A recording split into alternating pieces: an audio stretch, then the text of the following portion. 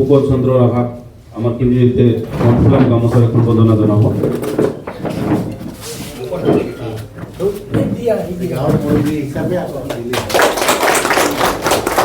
ইয়াৰ লগে লগে আমাৰ সম্পাদক যিহেতু আমাৰ ৰঞ্জিত দা ডাঙৰীয়াক সম্বৰ্ধনা জনাৰ কাৰণে মই অনুৰোধ জনাইছোঁ।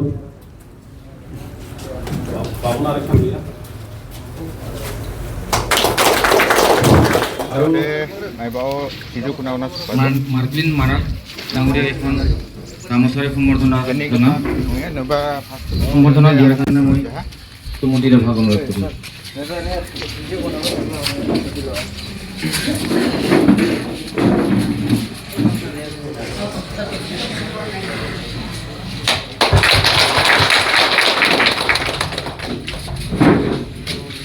লগতে সভাখন চলাই নিয়াৰ বাবে মই শ্ৰী ভানুজয় ৰাভাক অনুৰোধ কৰিলোঁ।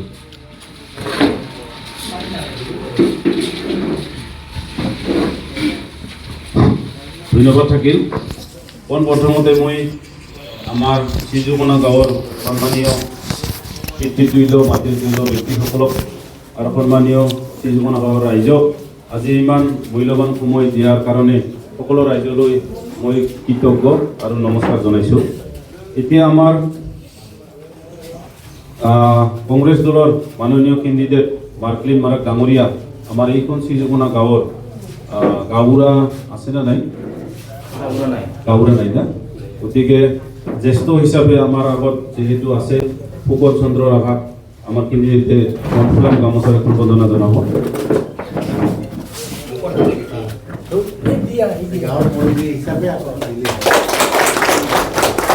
ইয়াৰ লগে লগে আমাৰ সম্পাদক যিহেতু আমাৰ ৰঞ্জিত দা ডাঙৰীয়াক সম্বৰ্ধনা জনাৰ কাৰণে মই অনুৰোধ জনাইছোঁ।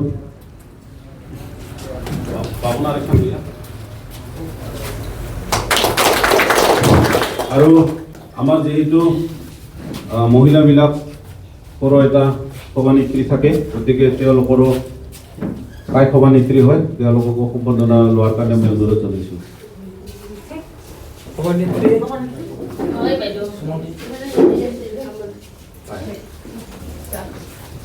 সুমতি ৰাভা,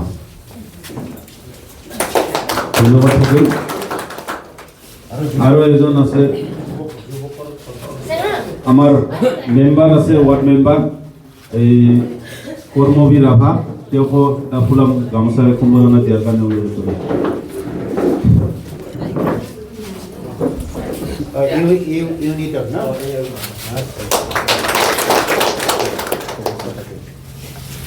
ধন্যবাদ থাকিল। মাননীয় শ্ৰী হৰিশ্চন্দ্ৰ ৰাভা ডাঙৰীয়াক মই দুই এষাৰ কোৱাৰ কাৰণে অনুৰোধ জনাইছোঁ।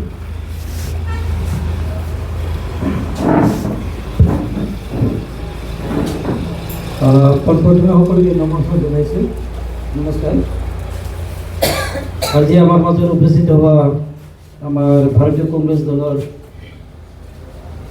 পশ্চিম গোৱালপাৰা সমষ্টিৰ প্ৰতিনিধিত্ব কৰা মোৰ শ্ৰদ্ধা মাৰ্কিন মাৰাক ডাঙৰীয়া, আমাৰ মাজত উপস্থিত হোৱা প্ৰাক্তন অধ্যক্ষ মাননীয় তৰুণ চন্দ্ৰ ৰাভা ডাঙৰীয়া, লগতে ভাৰতীয় জনতা পাৰ্টীৰ কৰ্মকৰ্তাসকল, এই গাঁৱৰে গাঁওবুঢ়া তথা মহিলা সমিতিৰ সভানেত্ৰীসকল আৰু মোৰ মৰমৰ ইয়াত উপস্থিত হোৱা সকলো মোৰ শ্ৰদ্ধাৰ নমস্য ৰাইজক। গাঁও ভাষা জানে আছেনে?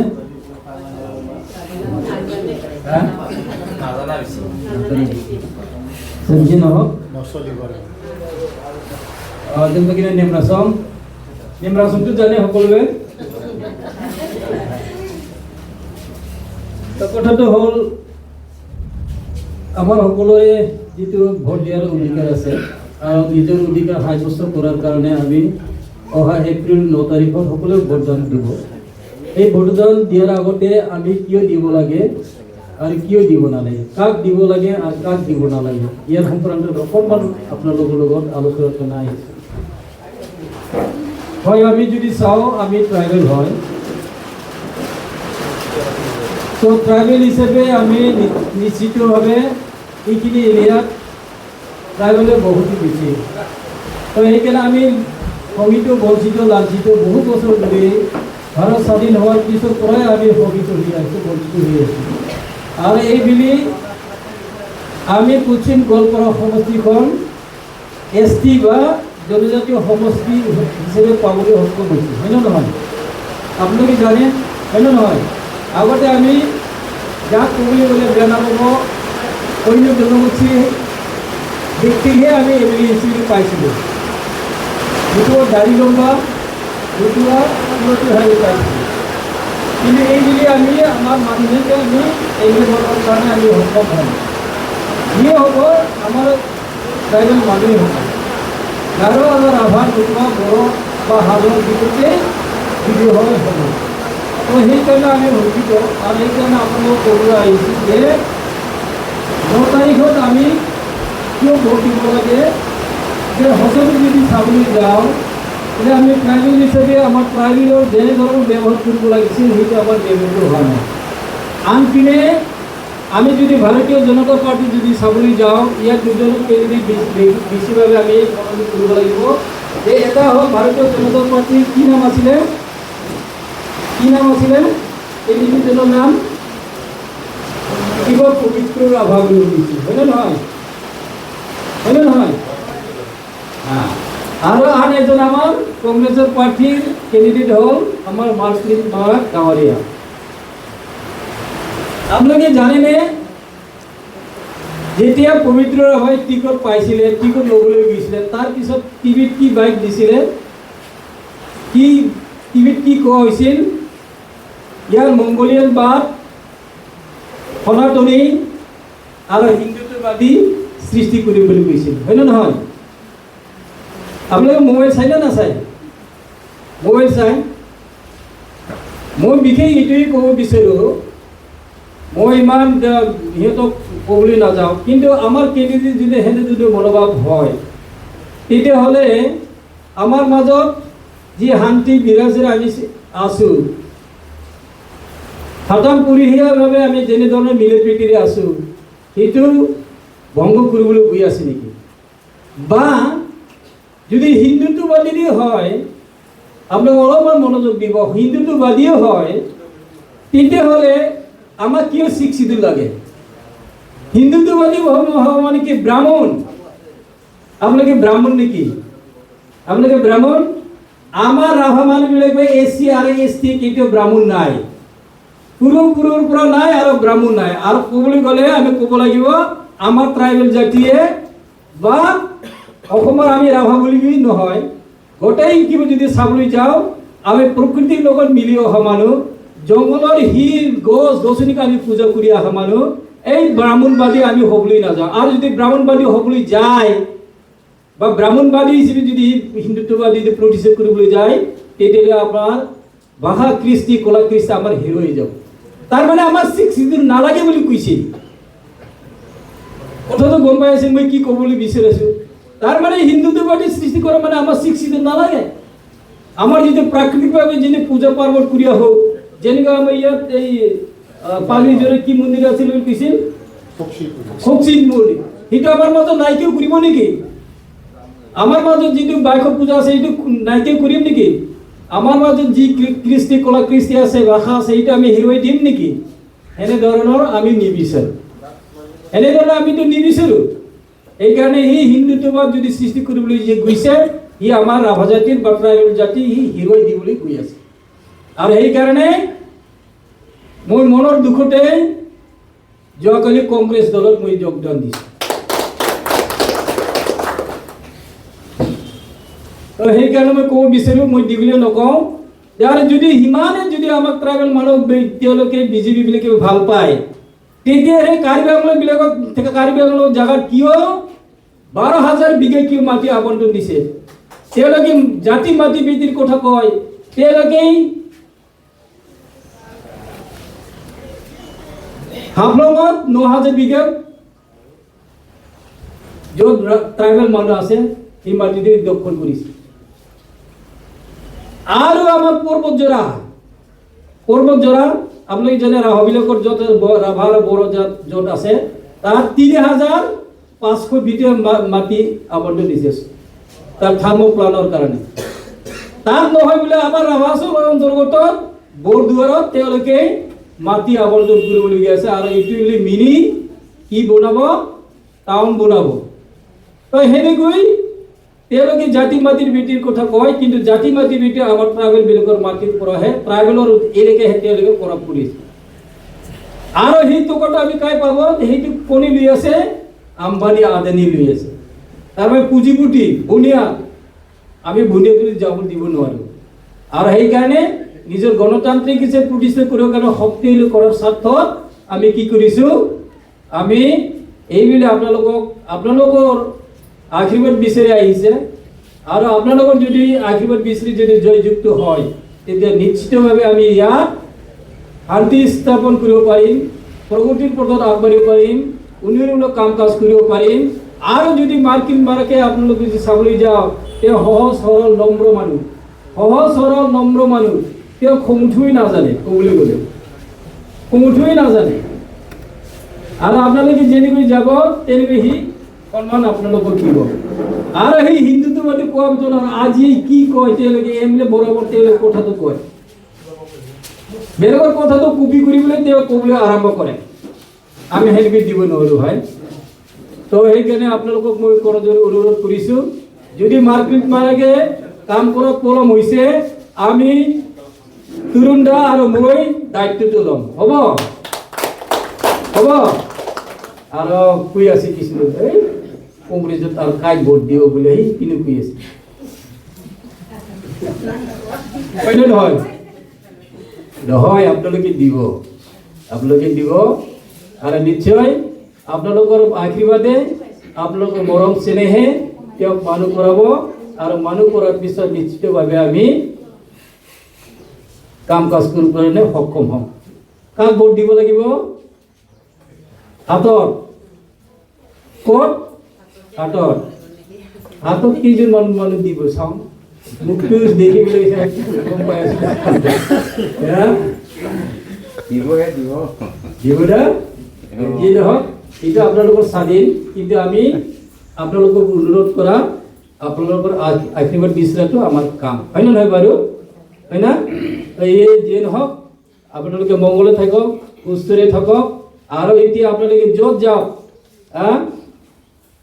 যাওক খাওঁতে আপোনালোকে হাত বুলি চিন্তা কৰিব সপোনতো হাত পায়খানা যাওঁতো হাত বজাৰত যাওঁতো হাত সেইটো সপোন দেখি আপোনালোকে হাতত ভোট দিব বুলি আশা ৰাখি পুনৰ যদি ক'ৰবাত ভুল হৈ গৈছে তাৰ কাৰণে ক্ষমা বিচাৰি 9 তাৰিখত আপোনালোকে দললৈ যাব আপোনালোকৰ ভোটিং চেণ্টাৰটো ইয়াতে হয় নে নহয় বেছি দূৰত যাব নালাগে আৰু যদি সেইদিনা কিবাটো হয় তেতিয়াহ'লে নিশ্চিতভাৱে চাহপানী ব্যৱস্থা আমি চিন্তা কৰা যাব পুনৰ সকলোৰে আশীৰ্বাদ তেওঁৰ হৈ মই আশীৰ্বাদটো বিচাৰি কোৰ্টে যদি কোনো ভুল গৈছে তাৰ ক্ষমা বিচাৰি মোৰ সকলোকে ধন্যবাদ নেমৰাচক নিৰ্বাচনী প্ৰচাৰ কমিটি মাৰ্কিন মালাক ডাঙৰীয়াৰ নিৰ্বাচনী প্ৰচাৰ কমিটিৰ তৰফৰ পৰা আন্তৰিক ধন্যবাদ আৰু কৃতজ্ঞতা জনাইছোঁ আপোনালোকে আমাক ইমান মৰম কৰি আপোনালোকৰ এই ৰাজহুৱা যি গৃহ ইয়াত এনেকৈ বহিবলৈ দি মৰম কৰাৰ কাৰণে আপোনালোকৰ ওচৰত মই চিৰ কৃতজ্ঞতা জ্ঞাপন কৰিছোঁ ধন্যবাদ তো সন্মানীয় আমাৰ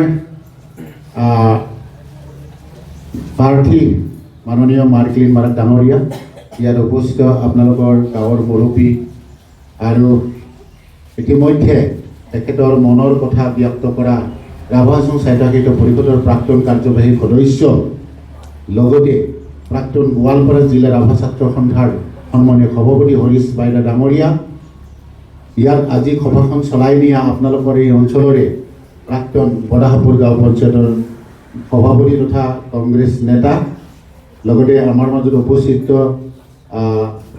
APCCৰ কংগ্ৰেছ কৰ্মী APCCৰ নেত্ৰী আমাৰ সোণালী সূত্ৰধৰ বাইদেউ মই চিনাকি দিছোঁ আপোনালোকৰ আগত তাৰপিছত আমাৰ আঞ্চলিক পঞ্চায়তৰ সদস্য তথা কংগ্ৰেছী নেত্ৰী মাননীয়া চম্পা ৰাভা বাইদেউ লগত চিনাকি দিছোঁ তো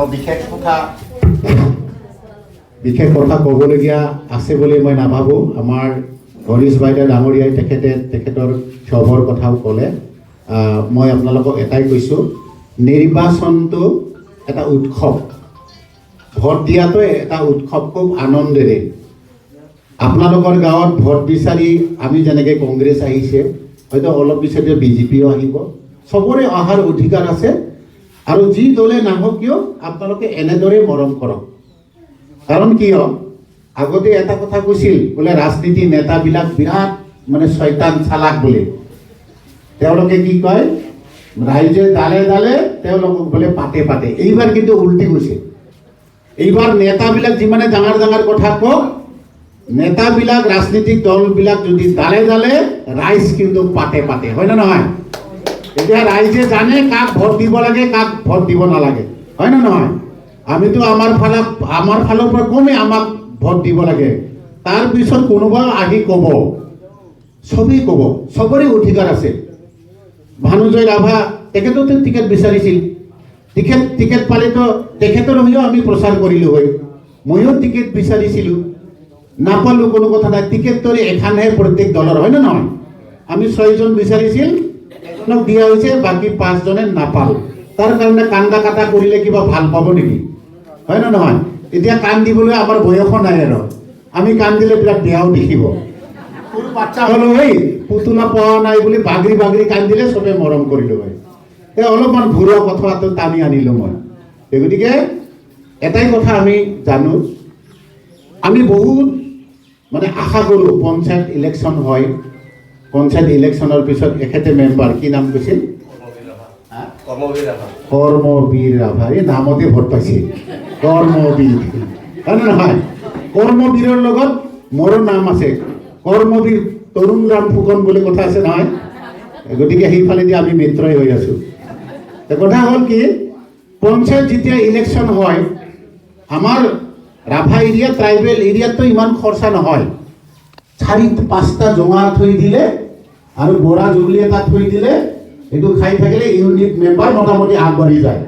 কিন্তু আপোনালোকে নাজানে মুছলিম এৰিয়াত এই তাতে এটা পঞ্চায়ত মেম্বাৰ খেলিছে, 50 লাখ খৰচ কৰিছে, কৰিছে বছৰা হাৰি দিছে। ভাবি চাওকচোন। তেতিয়া মানুহে দেখে বিৰাট পইচা আছে বোধহয়, এইকাৰণে মানুহে ইমান খৰচ কৰি আছে, হয় না নহয়? ইহে জানে বাছাৰে এতিয়া তিৰিত কিমান বিয়া কৰিছে না, কিমান তিৰিত গালি খাই থাকিব ইহে জানে।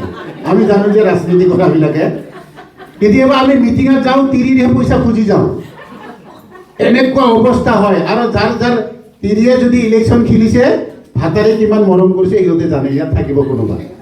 এইবিলাক ঘৰুৱা কথা থাকে, হয় নে নহয়? গতিকে আমি হ'ল খাটি খোৱা মানুহ।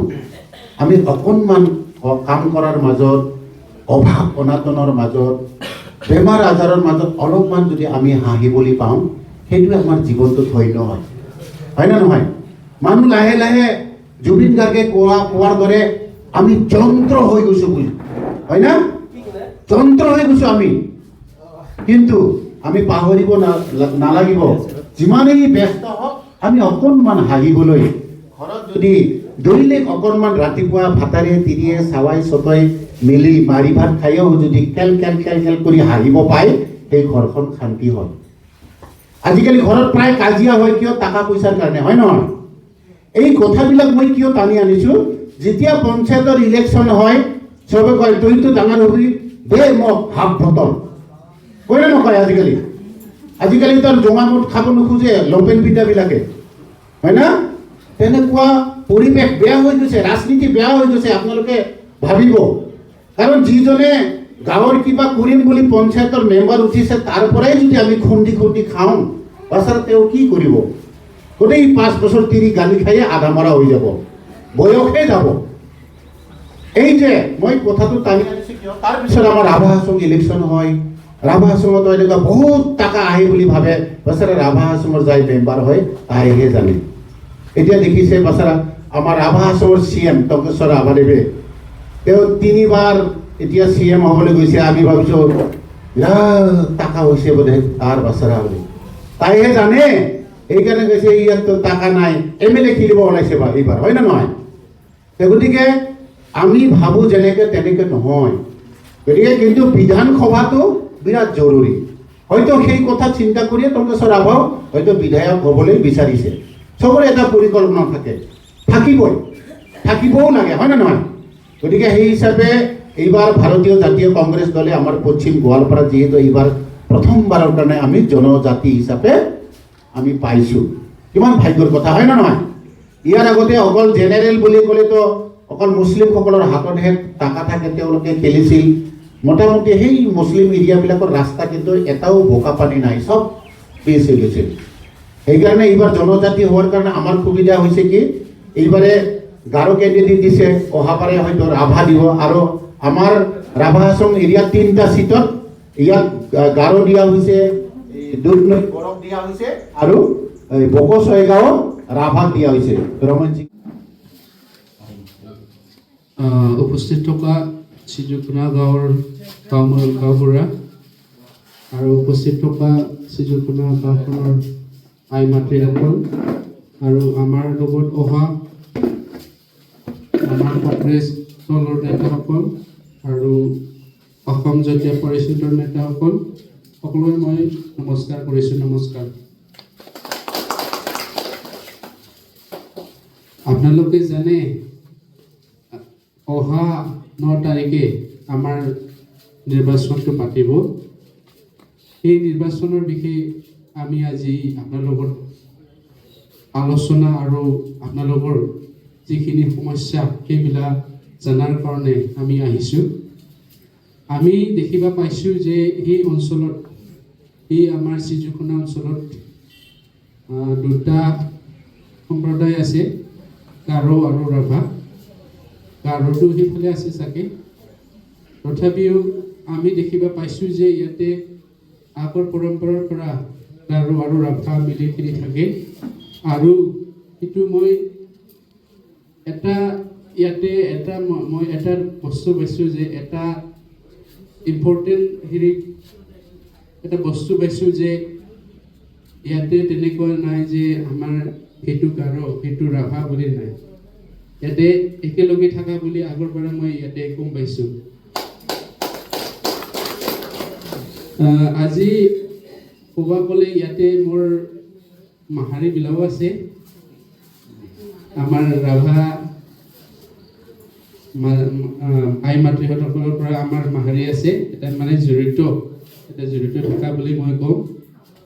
কাৰণ আমাৰ যিখিনি মোৰ আইতা আছিল,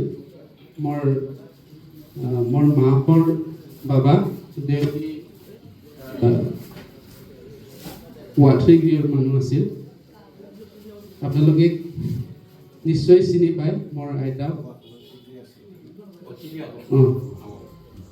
যি হওক, আজি আমি আপোনালোকৰ ওচৰত আহিছোঁ যে আপোনালোকে নাভাবিবা যে ভোট খুজিবা আহিছা বুলি, আপোনালোকে নাভাবিবা। আজি দাদাহঁতে ধুনীয়াকৈ বুজাই দিছে যে